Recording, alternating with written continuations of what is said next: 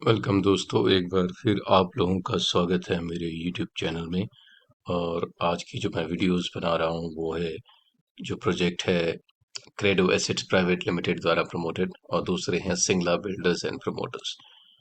इनका एक खरड़ में प्रोजेक्ट था SBP सिटी ऑफ ड्रीम्स के नाम से, जो इन्होंने प्रमोट किया। ये 16 बंदों की कंप्लेंट है जो क्लब कर दी गई है। सो सारे 16 कंप्लेंट्स एक कॉमन ऑर्डर से पास होंगी। सबसे पहले देखते हैं कंप्लेंट्स में क्या चीज़ मांगी गई है, कि ऑक्यूपेंसी सर्टिफिकेट के बिना मेंटेनेंस चार्जेस लिए जा रहे हैं। और दूसरा उनका ग्रीवेंस है कि गैस पाइप की जो चार्जेस हैं वो उनसे लिए गए हैं। और एक ओपन सरफेस पार्किंग की उनकी रिलीफ है, उनको दी जानी चाहिए। और जो लिफ्ट है, लिफ्ट के लिए सुविधा। बाकी मेंटल एग्नी हरासमेंट पे भी उनका तकरीबन 50,000 के करीब वो खर्चा मांग रहे हैं। और जो इसमें लीडिंग केस रहेगा वो रहेगा Gurpreet Singh versus credo assets private limited.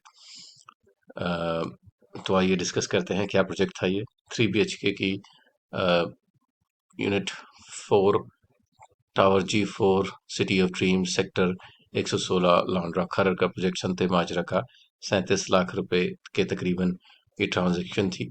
2021 में एग्रीमेंट हुआ, और क्लॉज 7.1 के हिसाब से इनको पोजीशन 2021 में मिल जाना चाहिए था, जो कि इनको पोजीशन मिला 2022 मई में। सेल डीड भी इन्होंने तभी कराई, और सभी का जितना भी विवरण है टेबुलर फॉर्मेट में दिया हुआ है, कितना पैसा किस डेट को दिया और कैसे इन सबको पोजीशन मिला।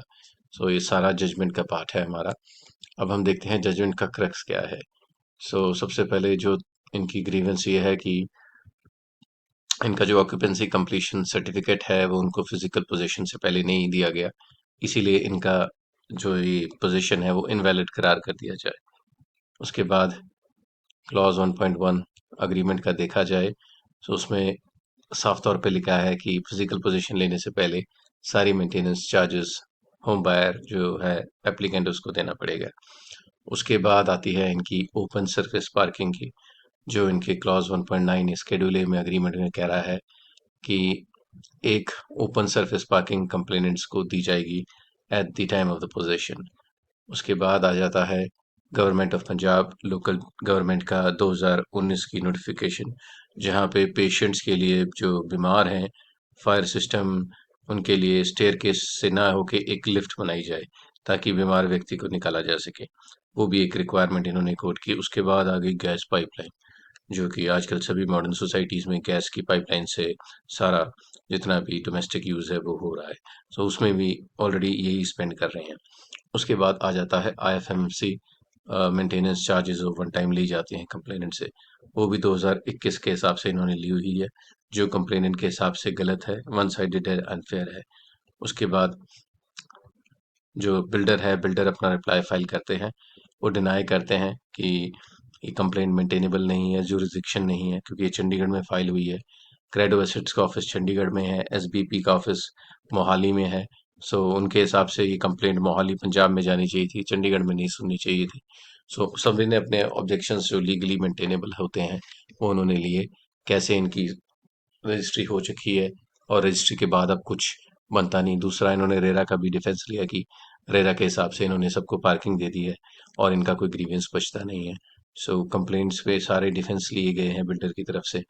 जो इनका अग्रीड था, जो भी इनका काम था, वो एज पर एग्रीमेंट इन्होंने सारा इनको करके दिया है, और कोई भी इसमें अनफेयर ट्रेड प्रैक्टिस नहीं है। उसके बाद जो कंप्लेनेंट्स हैं वो इसमें रिजॉइंडर देते हैं, यानी जो इन्होंने जवाब दिया है उसका जवाब देते हैं। उन्होंने टेरिटोरियल जुरिसडिक्शन पे बताया कि जो इसमें फायर वालों का NOC है, जो कागज काम है, इन्होंने जो गवर्नमेंट ने कम्युनिकेशन किया है फायर डिपार्टमेंट के NOC का, तो वो इनके चंडीगढ़ के एड्रेस पे आया हुआ है। जो इनका CLU है इवन, वो पंजाब पापड़ा के एड्रेस पे सेक्टर 43B से है। पार्ट जो ट्रांजैक्शन है वो चंडीगढ़ की है, इसीलिए टेरिटोरियल जुरिसडिक्शन चंडीगढ़ की बन जाती है। कोर्ट ने ये चीज़ कंप्लेनेंट के फेवर में डिसाइड की। दूसरी आ जाती है कि सेल डीड के बाद जो कंप्लेनेंट है उसके सारे राइट्स क्या खत्म हो जाते हैं। इस पे कोर्ट ने सुप्रीम कोर्ट की judgement Devasi Sinha versus RNR enterprises को कोर्ट किया कि ऐसा नहीं है कि सेल डीड कराने के बाद जो कंज्यूमर है उसके सारे राइट्स खत्म हो जाते हैं। अगर लीगली कोई उसका राइट सबसिस्ट करता है यानी कि वो कंटिन्यू चलता है, तो उसके पास पूरा राइट रहेगा कि वो डेफिशिएंसीज के लिए कोर्ट का दरवाज़ा खटखटाए। और ऐसा ठीक इसी चीज़ में हुआ। कोर्ट ने यही माना कि आपका कोई वैलिड ओसीसीसी नहीं है, इसीलिए जो आपने सेल डीड की है उसके बाद ये नहीं कह सकते कि आप तो पोजीशन ले लिया है। ये रिस्पॉन्सिबिलिटी है बिल्डर की कि वो हर प्रकार से प्रोजेक्ट को पूरा करके ओसीसीसी ले। उसके बाद इमरजेंसी लिफ्ट की ये बात हुई कि जो इमरजेंसी लिफ्ट है वो इनको लगा के देनी है। दूसरी, मेंटेनेंस चार्जेस इनके इलीगल हैं। और ओपन पार्किंग स्पेस का। सो एक इनकी प्रीवियस कंप्लेंट भी थी मनप्रीत कौर वर्सेस क्रेडो की, जो इसी कमीशन ने डिसाइड की थी 29/2/2024 को। उसमें सर्विस लिफ्ट का इशू अगेंस्ट डिसाइड हुआ था। और उन्होंने साफ तौर पे कहा था कि जो सोसाइटीज़ हैं वो बाउंड डाउन हैं इनको फॉलो करने के लिए। उन्हें जो भी चाहिए कंस्ट्रक्शंस के लिए वो प्रोवाइड करके देना पड़ेगा, ताकि एक्स्ट्रा सर्विस लिफ्ट हमेशा मेडिकल इमरजेंसीज में काम आ सके। सो इस नोटिफिकेशन के साथ अपोजिट पार्टी को डायरेक्शन दी गई कोर्ट के द्वारा कि you have to make the adequate arrangements. उसके बाद ओपन सरफेस पार्किंग के लिए भी सेम चीज़, कि जो चीज़ एग्रीमेंट का पार्ट है they have to fulfil it. Clause G clause point one clause point 1.9 खुद कहता है कि एक सिंगल ओपन पार्किंग इनको दी जाएगी। सो अब ये अपने प्रॉमिस से बैक ट्रैक नहीं कर सकते, इनको वो चीज़ प्रोवाइड करके देनी पड़ेगी। दूसरी चीज़ आ गई मेंटेनेंस चार्जेस, कि जितने भी कम्प्लेक्स का एरिया है, जितने भी इनकी फैसिलिटीज़ हैं, क्या वो ढंग से कर रहे हैं, क्या उनको किया जा रहा है। सो इस पे भी कोर्ट ने अपनी फाइंडिंग दी कि yes you are bound to maintain them, जितने भी आपने ब्रोशर में प्रॉमिस की है। और ओसीसीसी से पहले, एजेंसी से हैंडओवर से पहले अगर आप नहीं करते हैं तो 30% आपको मेंटेनेंस चार्जेस रिफंड करने पड़ेंगे। सो ये एक काफ़ी पाथ ब्रेकिंग फैसला था, सरप्राइजिंग था क्योंकि अक्सर ऐसा होता नहीं है, मगर कोर्ट ने इस उसमें दिया है। दूसरा इनका लिमिटेशन का जो एस्पेक्ट था, कि कंप्लेनेंट जो बार्ड हो जाते हैं लिमिटेशन से, वो भी इन्होंने डिस्कस किया। जहाँ पे माना गया कि अगर बिल्डर अपने लेवल पे ले ही नहीं रहा एक्यूपेंसी सर्टिफिकेट, सो वो अपने आप में इस कॉज ऑफ एक्शन दे देता है रेजिडेंट्स को कोर्ट के पास जाने के लिए, कि जो लीगल कंप्लायंस है, जो मस्ट है, वो कंप्लाई करके दे वो।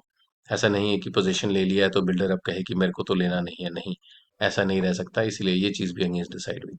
सो कंज्यूमर के जितने भी ग्रीवेंसेस थे इस कंप्लेंट्स में, कंज्यूमर कोर्ट ने सब पे सुनवाई दी और अंतकाल में फिर जाके रिलीफ दी। एक तो सबसे पहले ओपन सरफेस पार्किंग की उनकी रिलीफ को माना गया। और दूसरा जो रिफंड 30% उनको, जो मेंटेनेंस फीस है उसका 30% रिफंड कर दिया जाएगा। और अगर वो नहीं करते तो 9% इंटरेस्ट के साथ फर्दर इनको। और उसके बाद लमसम कंपनसेशन 75,000 रुपये का सभी अलॉटीज को मिला, जो इनको जमा कराना पड़ेगा 30 दिन के अंदर। सो तकरीबन तकरीबन इस केस में पूरा दिखता हुआ इंसाफ मिला कंप्लेनेंट होम बायर्स को। सो होप आप लोगों को ये वीडियो मेरी समझ आई हो। मैं ऐसी वीडियोस बनाता रहूँगा। Thanks for watching and keep liking to my channel. Thank you.